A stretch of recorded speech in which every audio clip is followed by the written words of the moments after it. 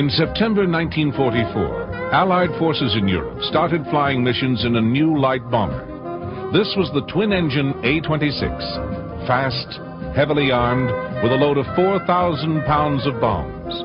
The manufacturer, Douglas, had christened it the Invader.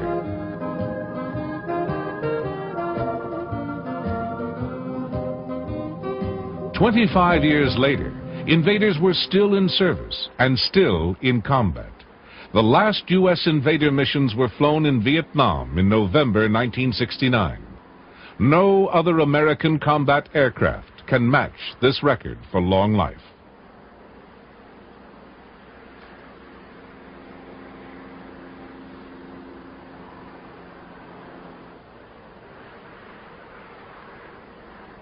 Of course, an airplane doesn't stay in combat service as long as the Invader unless it's truly remarkable. The A-26 was built as an attack type, though it shared characteristics with several American light bombers. It outlived the classification of attack aircraft, which was abandoned by the U.S. Air Force, and became the B-26. Subsequently, however, a change in political climate saw it redesignated the A-26 again.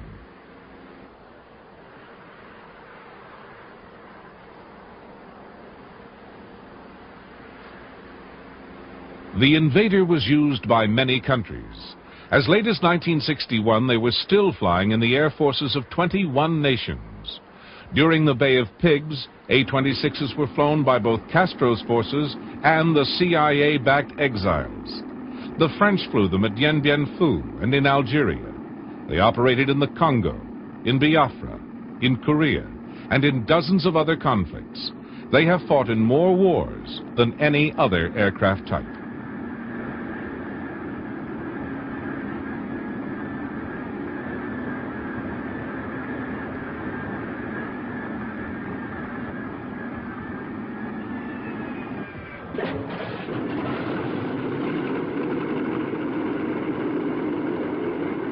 Invaders were so successful that special efforts were made to keep them on hand. When the original aircraft began to experience fatigue, the United States Air Force had 41 of the airframes completely rebuilt.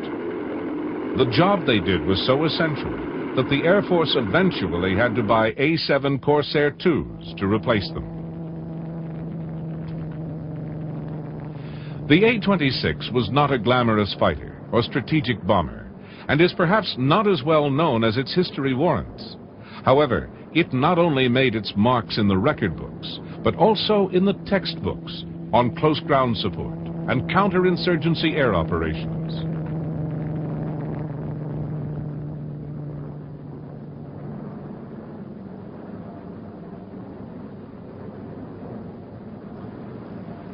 The history of aerial bombing starts with activity that falls under the modern close support umbrella. World War I planes rapidly went from being unarmed scouts to carrying guns and grenades. Within months of the first grenade attacks, aerial bombs were being developed. Simultaneously, divisions in aircraft functions were seeing the first development of specialized fighters and bombers. However, at that time, a large part of the sophistication of bombing was getting the bomb out of the cockpit and dropping it without hitting the plane. What happened below was random and largely ineffectual.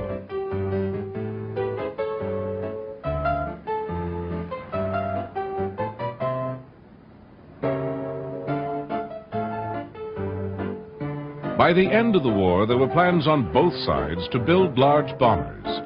Enthusiastic air combat planners had quickly come to a vision of a future dominated by air power, where strategic aims would be accomplished by the use of long-range bombers. More pragmatic Army planners had a vision of close ground attack support aircraft dominating a battlefield where strategic aims were accomplished by the traditional method of occupying territory. In varying ways, both camps were right.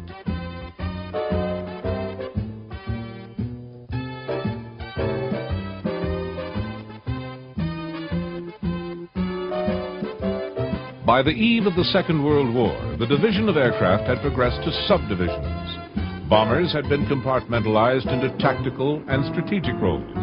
There were small and large bombers. Some of the ground attack work was performed by fighters, and the rest by specialized attack planes and light bombers.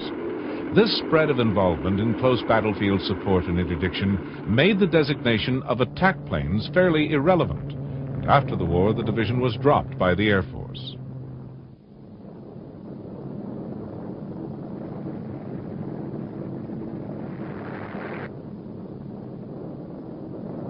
Underlining the artificiality of the attack and bomber divisions is the fact that the planes most similar in size and capability to the A-26 were light bombers, the North American B-25 and the Martin B-26. The B-25 Mitchell was the slowest of the three and carried the lightest bomb load. It was also the earliest design of the three and was a more conservative project. The pilots loved its handling qualities. Both the B-25 and the B-26 Marauder were pre-war designs and were based on theoretical projections of what war would be like, rather than on actual war experience.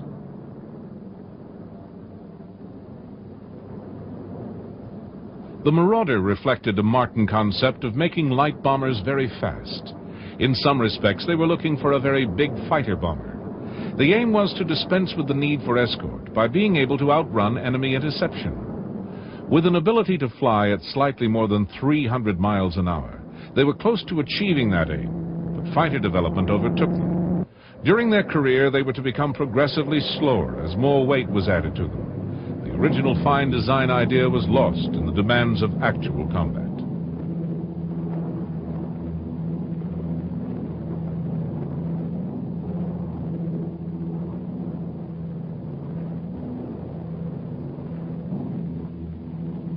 The Mitchells and Marauders were both very good aircraft and tended to overshadow the similar attack types.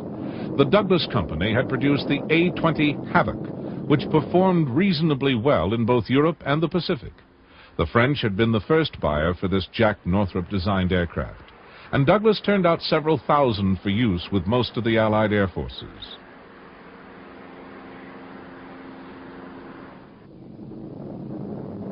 Flat out, the A-20s were faster than either the B-25s or B-26s, but had a shorter range and carried a smaller load. The British, who called the A-20 the Boston, were particularly attached to it. They flew many daring and famous raids over Europe with them, as did the Free French forces.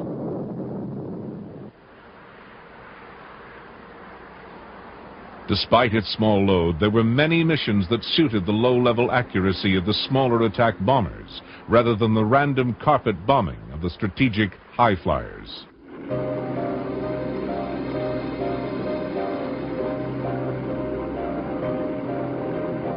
In the lead up to D-Day, many low-level A-20 missions were flown, with the planes skimming across the channel as they raced toward their targets.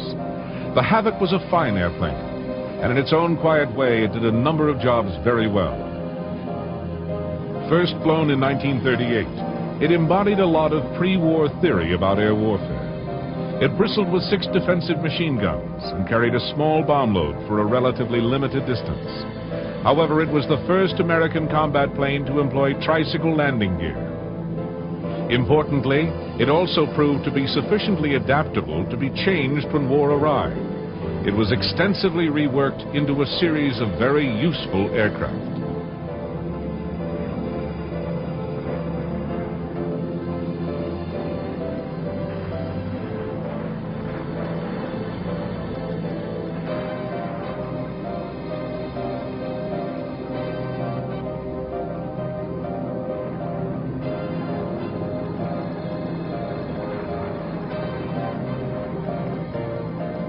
The Douglas engineers, working under the leadership of Edward Heinemann, had designed a replacement for the Havoc. This was not to be another reworking of the A-20 either, but a new aircraft. Drawing heavily on the early experience of the war, they were able to take pre-war ideas, extract what had proved true, add wartime experience, and come up with what worked best.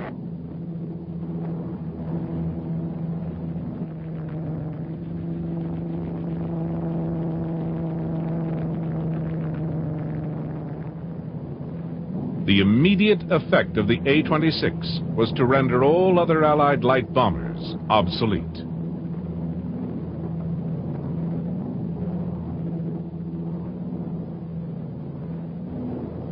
The new attack plane from Douglas was capable of over 350 miles per hour with a 3,000-pound bomb load. The Mitchells and Marauders were more than 70 miles per hour slower. Where the A-26 went on to greater loads at higher speeds, the pre-war designs became slower. War experience imposed demands that went beyond the expectation of peacetime designers.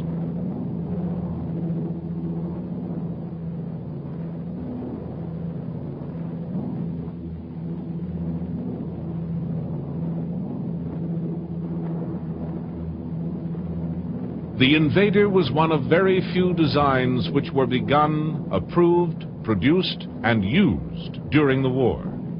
But although it was successfully deployed, peace cut short its production. At war's end, nearly 10,000 Mitchells had been built, but there were only 2,453 Invaders to come off the assembly line. The design team built 3 prototypes on one airframe. The main differences were in the nose. The night fighter A-26A was short-lived, but the other 2 were developed and produced. The A-26B was fitted with a solid nose with 6 machine guns in it, whereas the A-26C had a glazed nose for a bombardier. The first flight took place on the 10th of July, 1942, and the plane was accepted with very few modifications.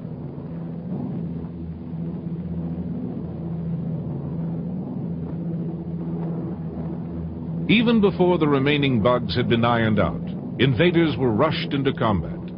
The crews found them delightfully maneuverable and impressively fast. Visibility was not as good as with the A-20 because of the positioning of the engines, but the pilot had remarkably good vision to the front and above.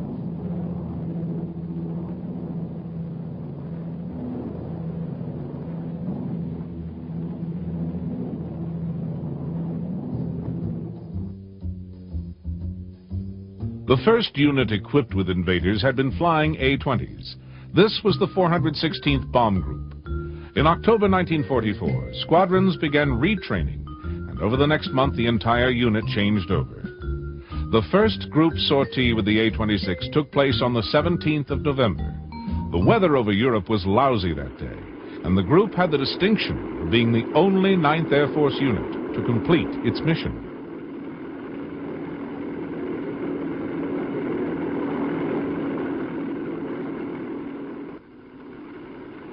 In the European theater, Invaders flew over 11,000 sorties in the remaining 6 months of the war.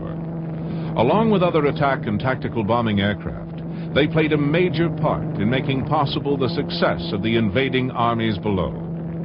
The invasion and subsequent liberation of the continent relied on the close support of the tactical planes at the front lines. But bombing behind the enemy lines crippled the German combat unit's ability to organize and concentrate. Tanks, which should have been rushed to the battlefield, had to make long detours around smashed bridges and under constant aerial harassment. Not only were heavy losses inflicted, but German troops arrived in combat already exhausted. When they got there, there was no guarantee that they would receive enough fuel and ammunition to keep fighting. The destruction wrought on their supply lines condemned their effectiveness.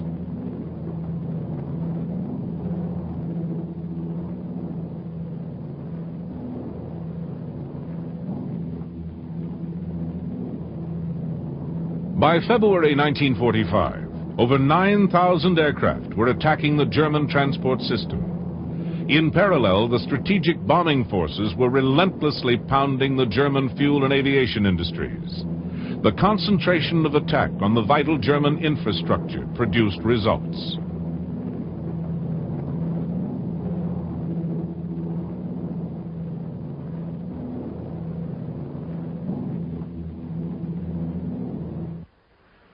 The Invaders' defensive armament consisted of 2 twin gun turrets, one above and one below the fuselage. These were remotely controlled. The upper turret, which could be pointed forward to add to the power of the Invaders' strafing, had 500 rounds per gun. The lower turret guns were supplied with 400 rounds each. Both were normally operated by the rear gunner.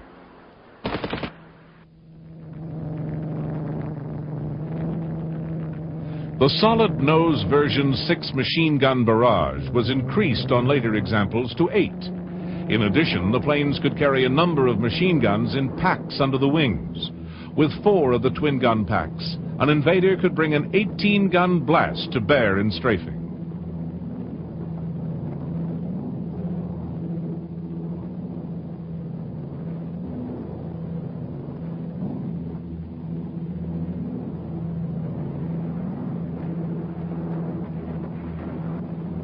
The crews also found that once they had released their bombs, the planes behaved like fighters.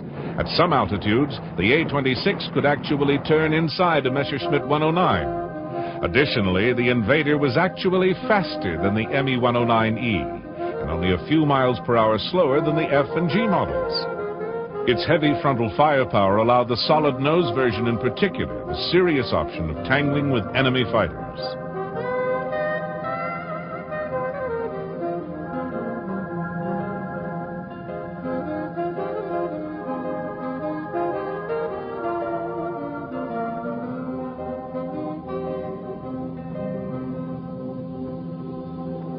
By the time the A-26s entered the conflict, the German air effort was on the decline. However, German fighters did combat with them, with results which were not guaranteed to favor the Nazis. Very few Invaders were shot down in air-to-air combat. One A-26, flown by Major Myron L. Durkee, was credited with a probable kill of a Messerschmitt 262 jet fighter on the 19th of February 1945. In other clashes with fighters, A-26 losses were matched by downed Germans.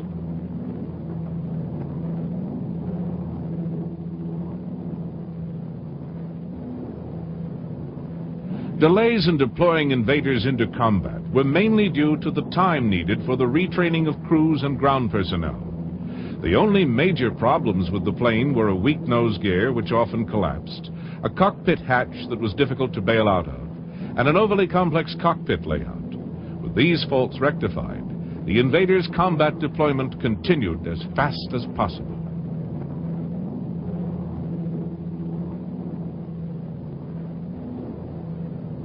Though the German air effort was waning due to fuel shortages and the destruction of much of the aircraft production industry, anti-aircraft barrages continued. Missions were flown against heavily defended targets, and flak accounted for most of the Invaders lost in combat.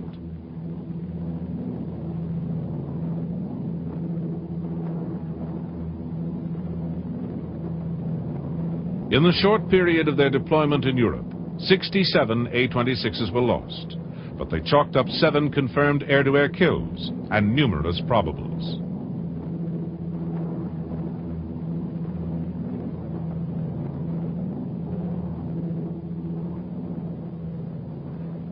The Invaders were initially powered by 2,000 horsepower Pratt & Whitney R2800 engines. With the addition of water injection, the engines developed more power, and the top speed of the aircraft was pushed up from 355 miles per hour to 373. About half the Invaders were produced with this upgraded power plant. Their experience in Europe was later to serve them well when the post-war Air Force inventory was determined.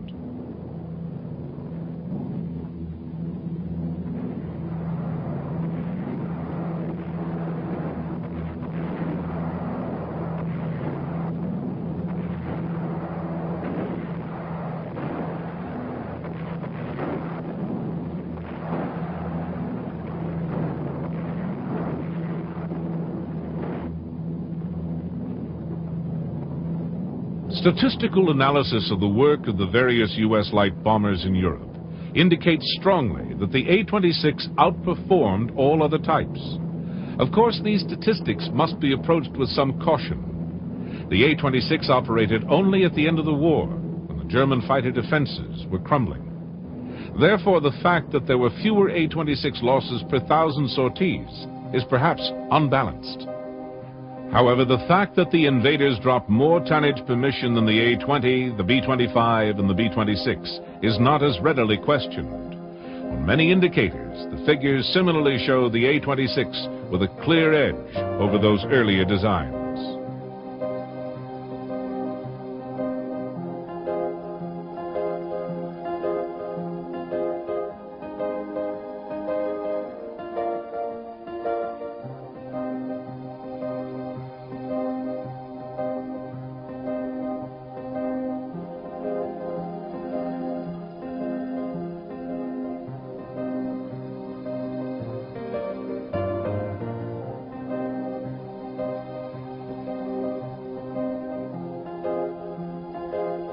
In size, the A-26 was very similar to the two light bombers. It fitted neatly between the Mitchell and Marauder. The Invader had a wingspan of 70 feet, was 50 feet long, and had an empty weight of around 22,000 pounds. The maximum takeoff weight ranged up to 37,000 pounds, and the plane could carry a 4,000-pound bomb load up to 1,400 miles. A few were equipped with radar and painted black for night bombing. Some were also later re-equipped by the French as night fighters.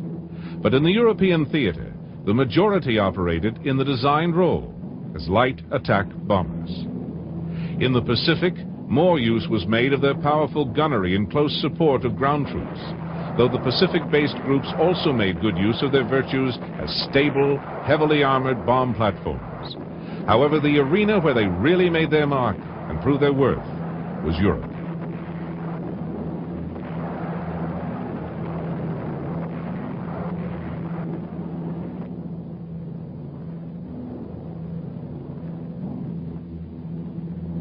At war's end, the Air Force canceled almost all production contracts and reviewed its future needs.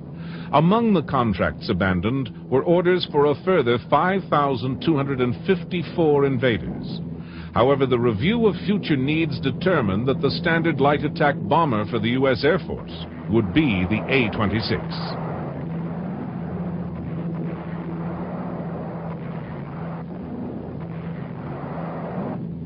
An important factor in the success of the design was the structure of the wings. They were given a new low-drag laminar flow airfoil. The use of chordwise stiffeners gave the wing more strength, allowing it to carry the great loads of underslung stores that rounded off the Invader's operational force. The design incorporated a good deal of sophisticated engineering. It was originally almost unique in its square shape. Unlike the cylindrical monocoque form, the Invader structure relied on materials rather than shape.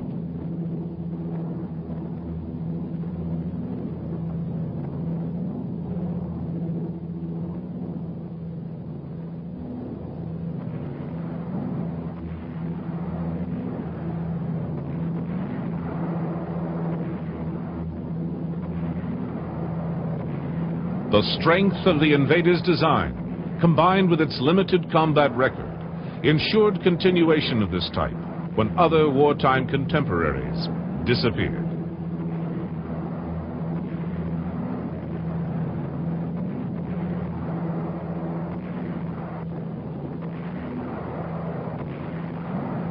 After the war, the A-26 remained in service, and efforts were even taken to turn it into a 3-engine aircraft by installing a jet engine in the fuselage. A prototype was tested in June of 1946 and reached a speed of 413 miles an hour.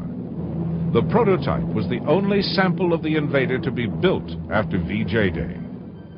The Invaders were evidently retained in the Air Force inventory as a stopgap measure until serviceable jet-powered bombers could be developed and deployed.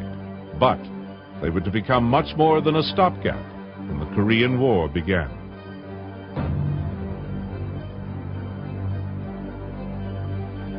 Despite the distance from major jet-capable airfields in Japan, the war in Korea was essentially one of short distances and intense battlefield environments.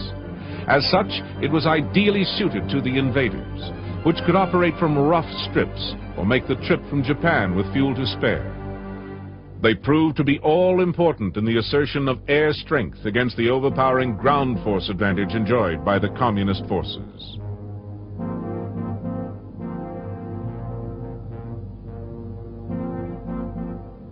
As bridges were destroyed and the UN forces withdrew in the initial onslaught of invasion, the A-26s contained the attackers with constant raids, both with bomb runs and the withering fire from their massed machine guns.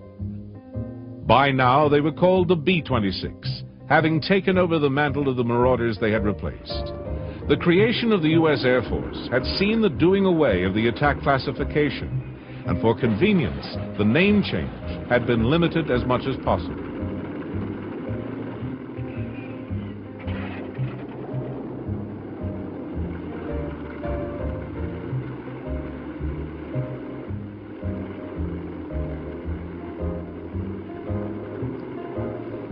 They were still the same mixture of glass-nosed C models and gun-nosed Bs, perceived as largely irrelevant pre-jet dinosaurs. They had not been noticeably re-equipped or upgraded.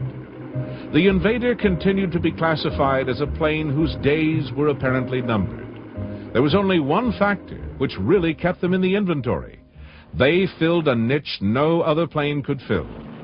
In Korea, they rammed this message home with considerable force by being such an important part of the air power deployed. But the lessons they taught during the conflict were largely forgotten, and when Vietnam involved the U.S. 15 years later, the A-26 would still be needed. No suitable replacement had been developed.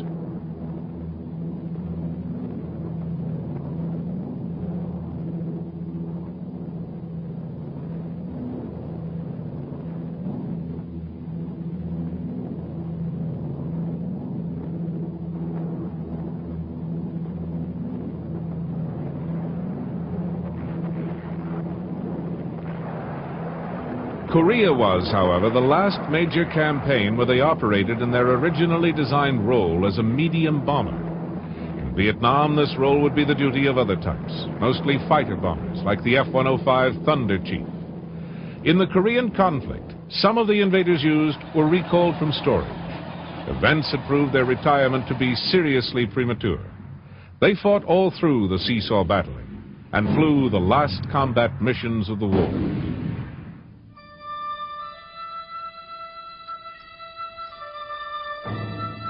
Korea set the stage for a change in the nature of geopolitics. With the technological defeat of the Chinese, the communists were reluctant to indulge in further head-on confrontations. Guerrilla activity would replace the normal battlefield, evolving initially into a succession of localized revolts. Even Soviet Russia offered little assistance to this guerrilla activity. In Korea, the Soviets had withdrawn before the conflict began, and in the course of the war, nothing had transpired to make them confront the USA.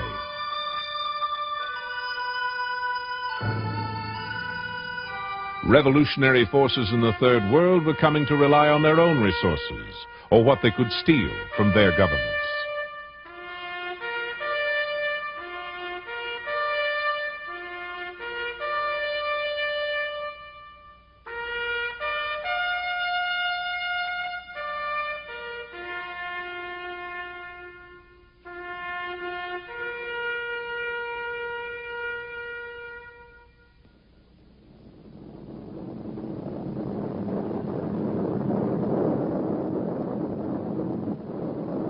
In a near vacuum of outside support, revolutionary groups, particularly in South America, fought long campaigns which were more irritating than threatening to their opponents. Some of these wars of attrition are still running.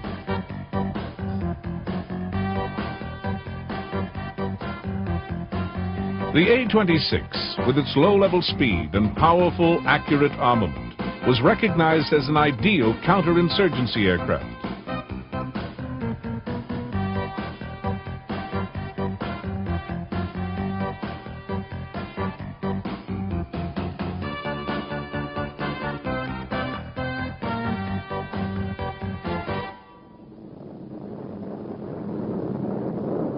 Many of the revolutionaries in these campaigns were not communists, but nationalists, poorly equipped and desperate for outside help.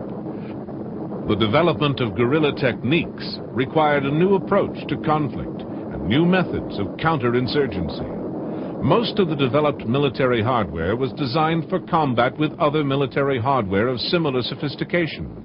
No advanced design effort was going into combating basic primitive weapons, yet the threat being faced was largely at that level.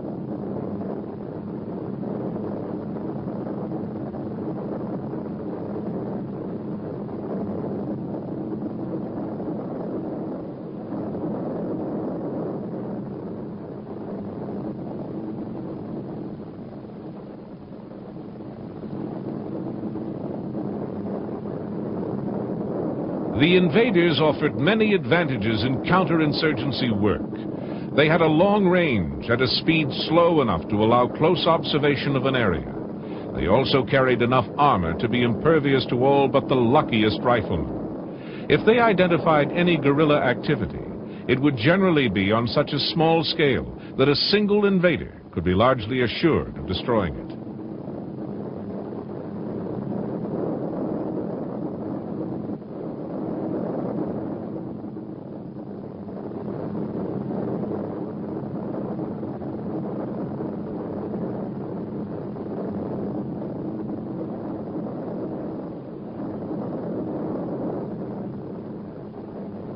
Nothing had to be done to the A-26 to give it the offensive power, moderate speed, and long range for the job.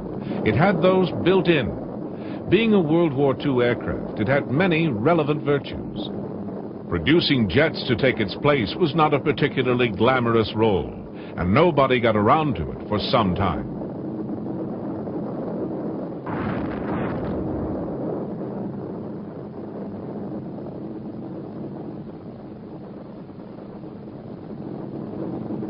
Shortly after his inauguration, President Kennedy directed that counterinsurgency be an area of specific importance in U.S. military planning. He was almost too late.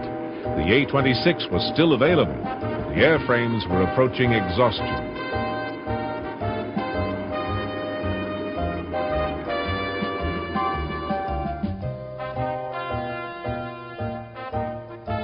Events in Southeast Asia provided a counterinsurgency testing ground, and the invaders were deployed again. But the airframes soon began to crack up due to old age. Low-hour airframes were rebuilt by the On-Mark Engineering Company into virtually new planes called the B-26K. On the outside, these were still invaders, but the modifications were extensive. The fuselage was remanufactured without the turrets. Wings were rebuilt and strengthened, the tail was enlarged, and the engines were replaced. They were needed in battle again, only this time there was no battlefront, only jungle.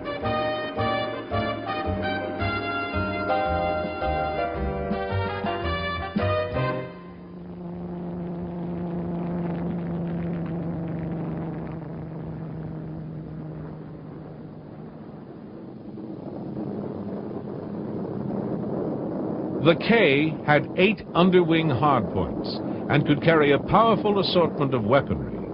40 of these highly modified invaders were produced.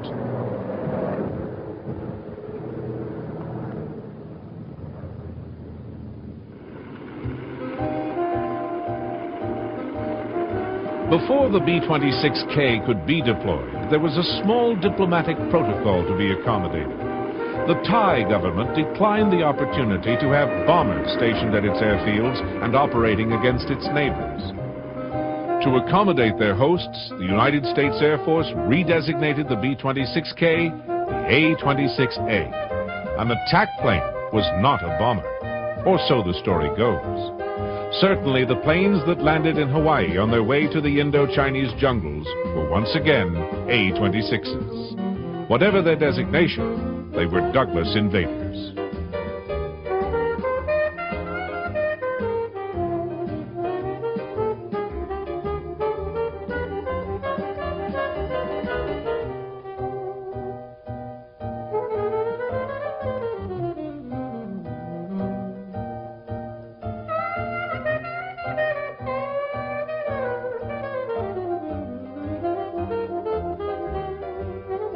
The first B-26 action in Vietnam had been way back on the 4th of November, 1950. The French Air Force had been a beneficiary of the Korean War, in that the U.S., alarmed by the apparent spread of communism, spared 120 of its already precious invaders to aid the French cause in Indochina.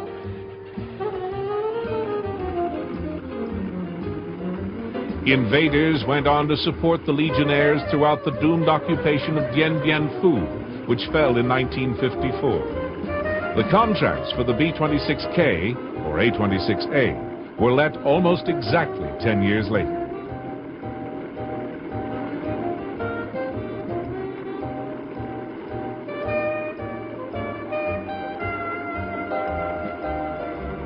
Perhaps the most important effect of early French use of the invaders was the defeat inflicted on the Viet Minh forces at Vinh Nguyen.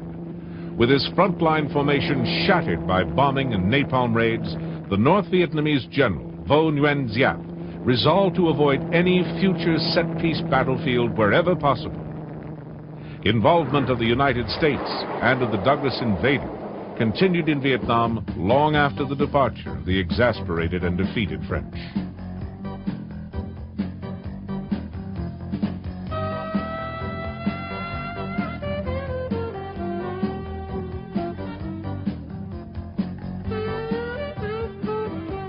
There had been no such thing as a Vietnamese Air Force, so in 1951, the French had created one. The most successful pilots became part of the retreating French forces, as did most of the aircraft. The Vietnamese Air Force establishment left by France was 28 nearly unserviceable Grumman Bearcats and an assortment of non-combat planes. On the 12th of February 1955, the United States took over responsibility for the Vietnamese Air Force and its training.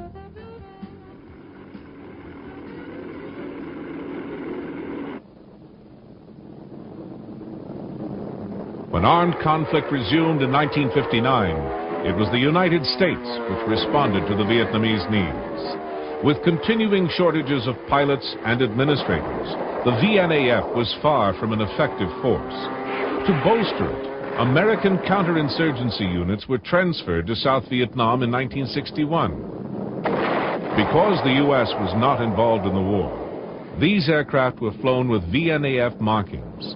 They were officially there for training local air crews. The embargo on U.S. involvement in combat was artificially maintained by the presence on each flight of at least one Vietnamese personnel. In theory, no attack could be delivered unless it was authorized and directed by the Vietnamese observer. In fact, even by December 1961, several attack missions had been flown without even the formality of the observer's presence.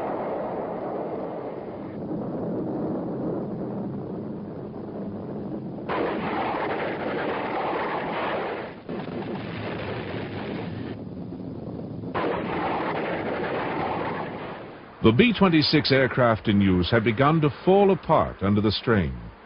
When in August 1963, and again in February 1964, wings fell off invaders in combat, the rest were grounded.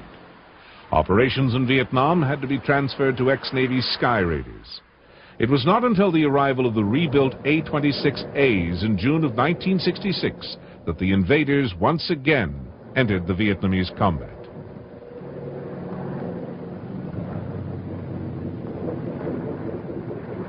Operating from the Nakhon Phanom Air Force Base in Thailand, the invaders were flown on trail interdiction missions against the Vietnamese guerrilla supply lines. By day and night, operating as part of a team with other types, they sought out targets of opportunity. There was no specific target at a specific location to destroy. Instead, there was a maze of jungle tracks to cover.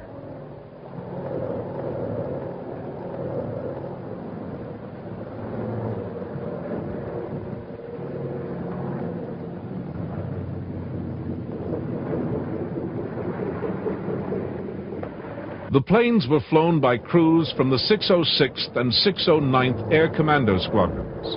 Again, they brought to the counterinsurgency operations simpler virtues of a time long past, and were far more appropriate to the task than Mach 2 fighters. Even the planes that had replaced them in their role as light bombers, the excellent B-57s, lacked their ability to loiter at low speed, waiting for a target to be identified.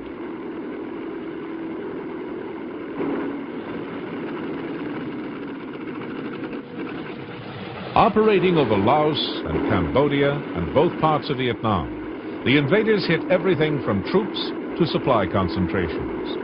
Their specialty was truck busting on the Ho Chi Minh Trail. Under the call sign Nimrod, they dodged through the mountainous terrain to attack the North Vietnamese road traffic. They were very effective, as they had been in Germany and Korea.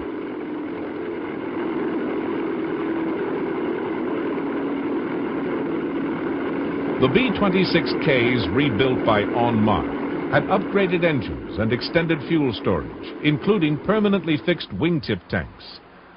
The rebuilt planes could deliver a load of over 6,000 pounds. This would typically consist of napalm, high-explosive bombs, and fragment clusters. The machine guns carried 1,600 rounds apiece. The invaders had become even more potent weapons in their final form.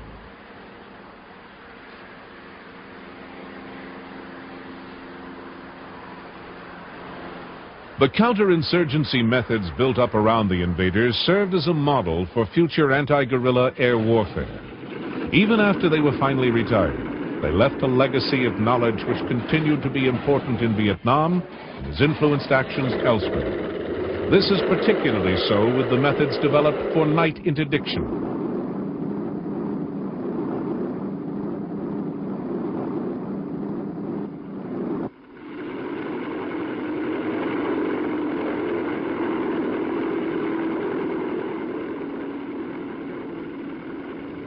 There's a part of this war that's known to only a few. I'm talking about the night interdiction war. This war is being fought at night in some of the most rugged, mountainous terrain any place in the world. The terrain, and the weather, and the night create an environment that is special and requires a special type of aircraft and a crew to be able to function in that environment.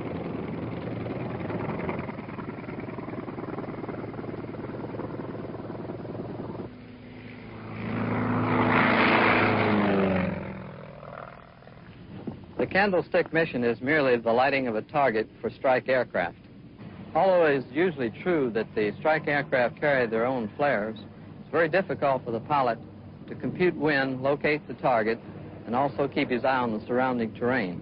This is the purpose for the candle, which is the mission of the C-123 section. There are probably three basic reasons why the A-26 is used for our night missions against enemy supply vehicles.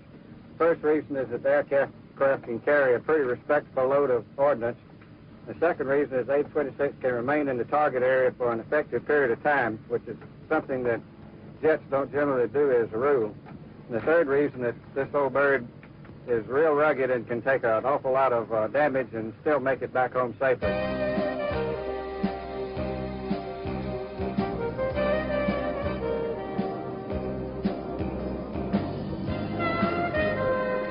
Invaders continued their operations in Vietnam until late in 1969. By then, spare parts were getting scarce, and attrition had again reduced the numbers available. The squadron stood down, and the planes were ferried back to the United States.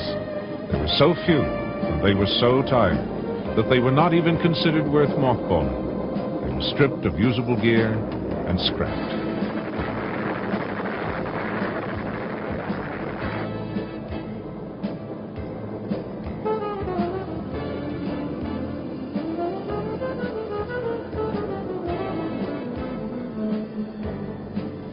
Rumors abound as to the nature of some of the missions flown by the air commandos in Indochina with their invaders. A veil of secrecy surrounds some of their activity and prevents a further telling of their tale. Certainly they flew covert missions in Laos against the Pathet Lao and North Vietnamese. Presumably there will come a day when, with restrictions lifted, old stories will be substantiated. In the interim, the end of the career of the A-26 dips into a gray wall of secrecy.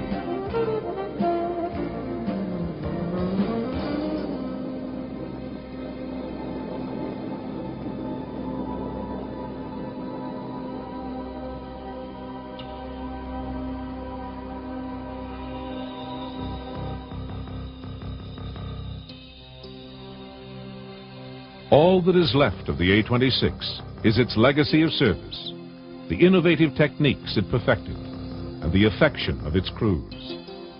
The Invaders were not widely recognized. Only relatively few were built, and they were worked until they dropped. Their demise nearly occurred several times, but each time they had to be recalled. Even at the close of their career, it wasn't that the 26 wasn't still wanted. There were just none left to use. Very few military aircraft have been used to the last like this, or have served for so long. There are many things about this truly remarkable aircraft story that are quite unique. The Douglas Invader deserves its glowing reputation.